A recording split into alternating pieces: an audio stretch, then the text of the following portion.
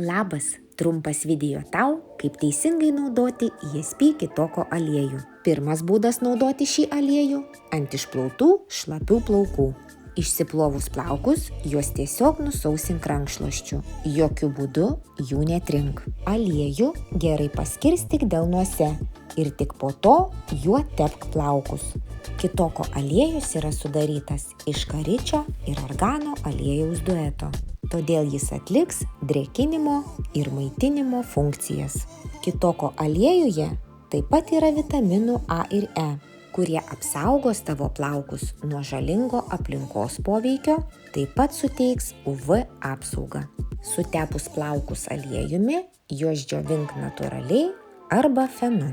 Plaukus iššukuok šepečio ir mėgaukis nepakartojamu rezultatu.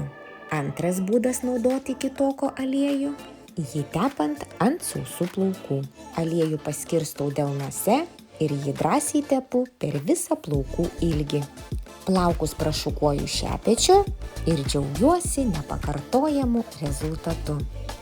Aliejų naudok po kiekvieno galvos plovimo ir kaskart šukuodama plaukus.